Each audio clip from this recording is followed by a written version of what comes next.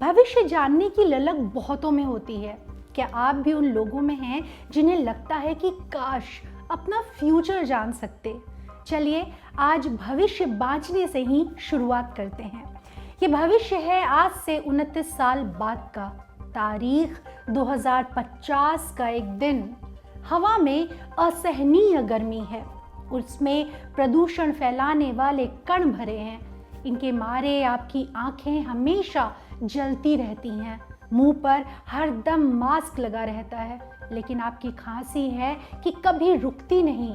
अब आप ताज़ी हवा खाने कहीं नहीं जाते, क्योंकि दुनिया में ताज़ी हवा जैसी कोई चीज़ बची ही नहीं है। बाहर इतना प्रदूषण है कि आपके घर की खिड़कियां और दरवाजे हर दम बंद रहते हैं।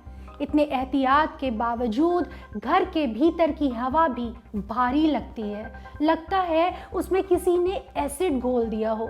समुद्र का जल स्तर दिनों दिन बढ़ता जा रहा है। किनारों पर बसे लोग अपना घर बार छोड़कर ऊपर और ऊपर के इलाकों में खिसकते जा रहे हैं। कई लोग तो घर के भीतर भरे घुटने तक पानी में ही जीने की आदत डाल चुके हैं। दुनिया के कई हिस्से इतने गर्म हो गए हैं कि इंसानों के रहने लायक नहीं बचे। अब साफ पानी एक सपना है, भरपेट खाना ख्वाहिश है। बाढ़, चक्रवात, सूखा, वाइल्ड फायर सब आम हो गए हैं। खेती दूभर हो गई है। दुनिया में इतनी भुखमरी पहले कभी नहीं रही। भूख, बीमारी और दुर्भिक्ष से थक कर की जाने वाली आत्महत्याओं की खबरें अब रोजमर्रा की जिंदगी का हिस्सा बन गई हैं। जानकार कहते हैं अब इंसानी प्रजाति का अंत दूर नहीं, वो कहते हैं अंत तय है। बस एक चीज अनिश्चित है कि ये अंत कब आएगा, हमारी और कितनी भावी पीढ़ियां अस्तित्व में आ सकेंगी। आपको लगता है आप एक अथाह अंधकार में बस गिरते ही चले जा रहे हैं, और इन अंतहीन तकलीफों के बीच आपको अपने पूर्वजों, अतीत की पीढ़ियों से घृणा होती है। आप गुस्से में मुट्ठी भींचते हुए सोचते हैं, काश पहले की पीढ़ियों ने और हमने समय रहते इस बर्बादी को रोक लिया होता। मैंने अभी आपको जिस भविष्य की एक झलकी बताई, वो दरअसल एक किताब के अंश का भावार्थ है। इस किताब का नाम है the future we choose, surviving the climate crisis. इस किताब में 2050 की स्थितियों का वर्स्ट केस सिनेरियो बताया गया है, माने जलवायु परिवर्तन के जिस दौर में हम हैं उसकी एक स्याह आशंका। इसी स्याह भविष्य की एक भीषण झलक बीते रोज चीन में दिखी। वहाँ कुछ ऐसा घटा जिसे देखकर लगा कि हम रोलैंड एमेरेक की बनाई फिल्म 2012 का कोई फ्रेम देख रहे हों। क्या है ये मामला, विस्तार से बताते हैं। नमस्ते, मेरा नाम है स्वाति और आप देख रहे हैं अंतर्राष्ट्रीय प्रसंगों से जुड़ा हमारा कार्यक्रम दुनियादारी। आगे बढ़ने से पहले हमारे इस एपिसोड के स्पॉन्सर कुकू एफएम का जिक्र। कुकू एफएम पर ढेरों किताबों की ऑडियो बुक्स उपलब्ध हैं। मतलब ऐसे लोग जो समय की कमी के चलते किताबें नहीं पढ़ पाते, उन्हें यहाँ बोलने वाली किताबें मिल जाएंगी। हमारे दर्शकों के लिए इस ऐप पर LT20 का एक खास ऑफर भी है। LT बोले तो लल्लन टॉक। इस कोड से आपको प्रीमियम सब्सक्रिप्शन लेने पर 20% की छूट मिलेगी। इससे जुड़े डिटेल्स आपको डिस्क्रिप्शन बॉक्स में मिल जाएंगे। अब बढ़ते हैं एपिसोड के मुख्य विषय पर। चीन के मध्य क्षेत्र में हेनन नाम का एक प्रांत है। इसकी राजधानी है जंगजाओ। ये इलाका जिस भौगोलिक क्षेत्र में पड़ता है उसे कहते हैं हुआंग हे वैली, मतलब हुआंग हे की घाटी। चीन के लोग इस नदी को मदर रिवर पुकारते हैं। क्यों? क्योंकि इसी नदी की घाटी में प्राचीन चाइनीज सभ्यता का जन्म हुआ था। करीब 5400 किलोमीटर लंबी हुआंग हे चीन की दूसरी सबसे लंबी नदी है। लंबाई में पहले नंबर पर है चांगजियांग नदी। खैर, वापस आते हैं हुआंग हे नदी पर। ये नदी अपने साथ बहुत सारा गाद लेकर आती है। इस गाद के चलते नदी का पानी देखने में पीले और भूरे रंग का लगता है। जब नदी में पानी ओवरफ्लो होता है तो ये अपने पीछे पीले रंग का अवशेष छोड़ती है। इसी के चलते इस नदी का एक नाम येलो रिवर भी है। नदी का छोड़ा गाद काफ़ी उर्वर होता है और इसीलिए खेती के लिए वरदान है, मगर वरदान तक पहुंचने का ये रास्ता कई बार भीषण बर्बादी से होकर जाता है। इस बर्बादी का कारण है बाढ़ और उससे होने वाला जान माल का नुकसान। यही वजह है कि इस नदी को चीन का शोक भी कहा जाता है। इस भौगोलिक वर्णन के बाद फिर लौटते हैं हेनन प्रांत की राजधानी जंगजाओ पर। 21 जुलाई की बात है। इस शहर में एक सबवे ट्रेन सुरंग से होती हुई आगे बढ़ रही थी। अगला स्टेशन बस आने ही वाला था कि एकाएक अजीब सा मंजर दिखा। रेल की पटरियां एकाएक ओझल होने लगी। ओझल होने की वजह ये थी कि पटरियां पानी में डूब गई थीं। ट्रेन के डब्बों के बाहर पानी भरने लगा। पीछे के डब्बे जो कि सुरंग की ढलान पर थे पानी में डूब गए। डब्बों के भीतर भी पानी घुस आया। पहले एड़ियां डूबी, फिर कमर, फिर सीना और फिर गर्दन तक पानी भर गया। डब्बे के भीतर पानी, बाहर पानी। बचकर भागते तो कहाँ भागते यात्री। ऐसा लगा कि अब वो पानी में डूब जाएंगे। यात्रियों में दहशत फैल गई। लोग अपने परिवार और दोस्तों को फोन करके अलविदा कहने लगे। कईयों ने वीडियो मैसेज रिकॉर्ड करके सोशल मीडिया पर डाला, ये सोचकर कि ये शायद दुनिया से किया गया उनका आखिरी संवाद हो। डब्बे में चीख पुकार मची थी। लोगों को घुटन हो रही थी। गर्दन तक पानी में डूबे यात्री जैसे अब अपनी मौत का इंतजार कर रहे हों। कईयों का इंतजार छोटा रहा। रेस्क्यू किए जाने से पहले ही कम से कम 12 यात्रियों की मौत हो गई। आपने टाइटैनिक फिल्म देखी है? उसमें टाइटैनिक के भीतर पानी भरने की रफ्तार याद है। पानी में तैर रहा सामान, उसमें डूबकर मर रहे लोग याद हैं। कुछ ऐसी ही हालत थी सबवे ट्रेन में फंसी रेल बोगियों की।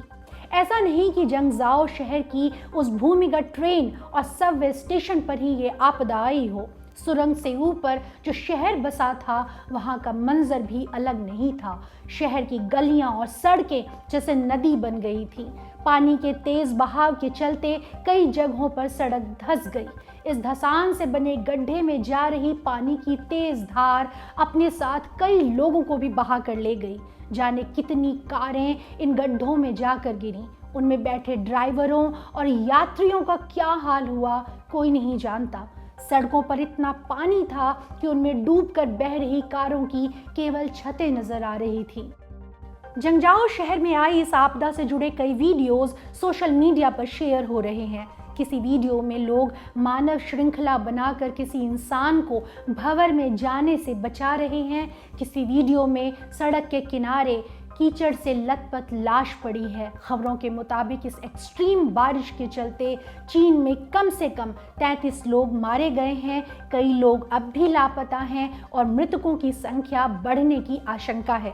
इसके अलावा लाखों लोग बेघर भी हो गए हैं। जंगजाओ शहर भले इस आपदा का केंद्र हो, मगर उसके अलावा मध्य चाइना के और भी हिस्से बाढ़ और भारी बारिश से प्रभावित हुए हैं।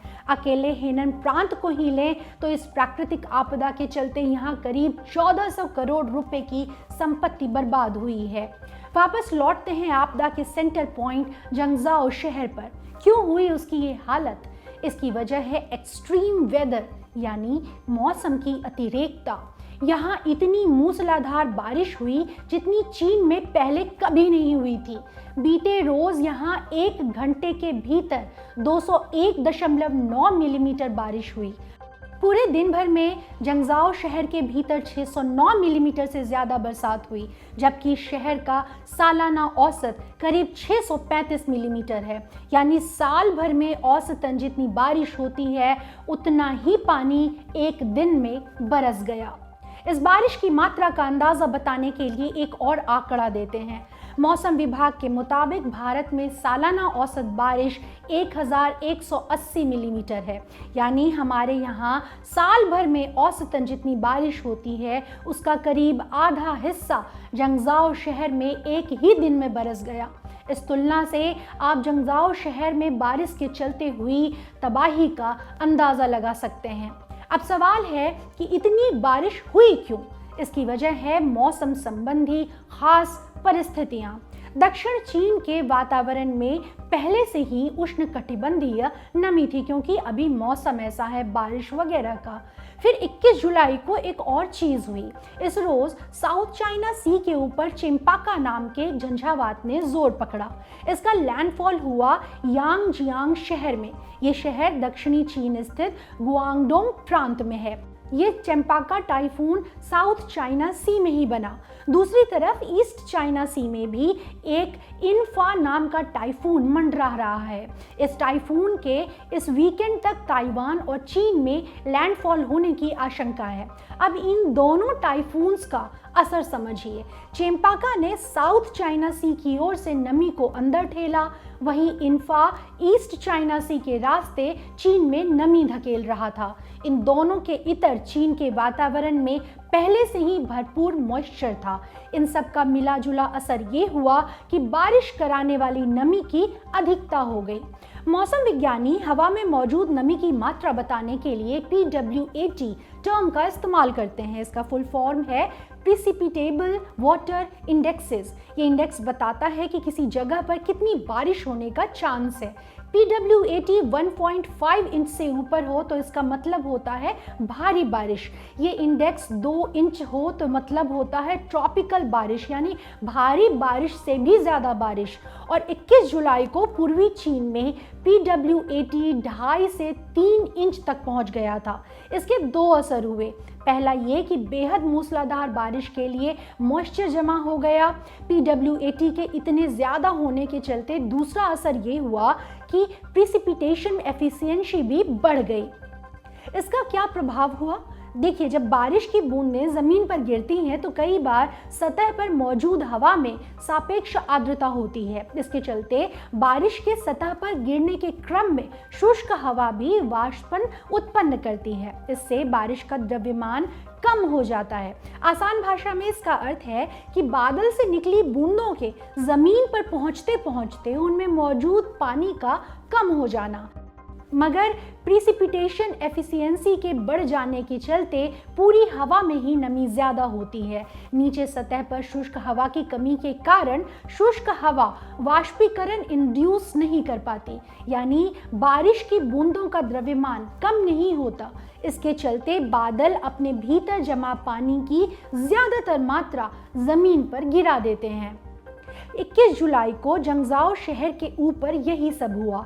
इसीलिए जंगजाओ शहर के ऊपर मौजूद बादलों ने इतना कहर बरपाया। स्थितियां बदतर इसलिए हुई क्योंकि शहर में पहले से भी बरसात हो रही थी। शहर पहले से ही सैचुरेशन पॉइंट पर पहुंच गया था। ड्रेनेज सिस्टम भी आकंठ भर चुका था। ऐसे में जब भीषण बारिश की बारी आई तब सतह पर पानी के इधर उधर जाने की राह नहीं बची, सब ओवरफ्लो हो गया। मगर क्या इस भीषण बरसात का सारा दोष कुदरत का है? जवाब है नहीं। यह एक चेन रिएक्शन है। साइबेरिया और कैलिफोर्निया के जंगलों में लगी आग, जर्मनी में आया फ्लैश फ्लड, कनाडा में पड़ रही भीषण और अप्रत्याशित गर्मी, ये सारी घटनाएं एक चेन रिएक्शन का हिस्सा हैं।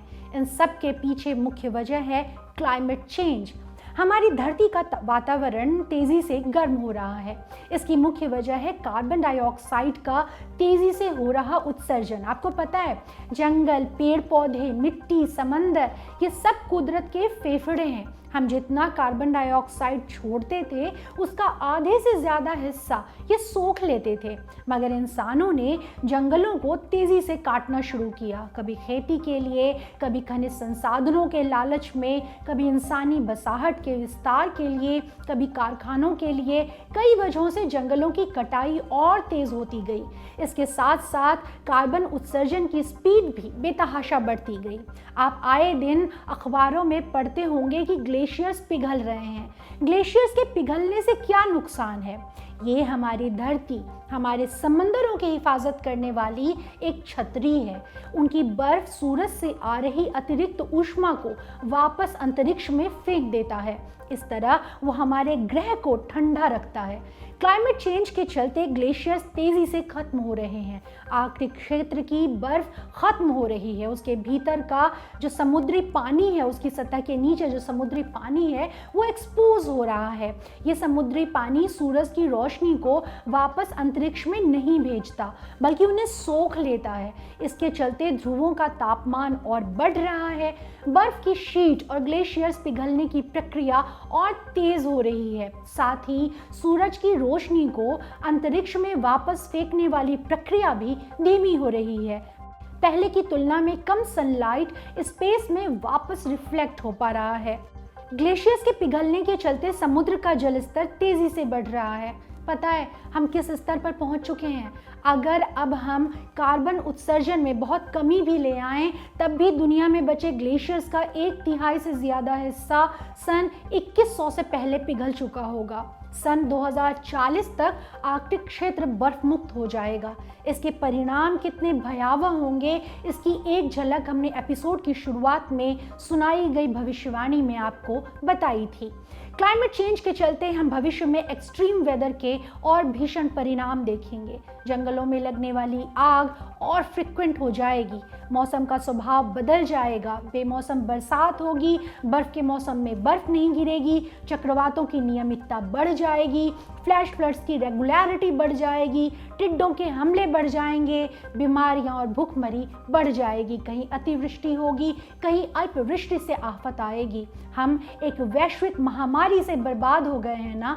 क्लाइमेट चेंज के चलते ऐसी और कई महामारियां आ सकती हैं। कैसे? हमने बताया कि आर्कटिक की बर्फीली परतें तेजी से पिघल रही हैं। दसियों हजार साल से जमी इस ध्रुवीय बर्फ के नीचे कई अनदेखे माइक्रोब्स दबे हैं। बर्फ पिघलने के चलते वहाँ कैद ये माइक्रोब्स आज़ाद हो सकते हैं। ये ऐसी बीमारियां पैदा कर सकते हैं जिनकी हम कल्पना भी नहीं कर सकते। ऐसी बीमारियां जिनसे बचने का या जिनके इलाज का हमारे पास कोई तरीका नहीं है।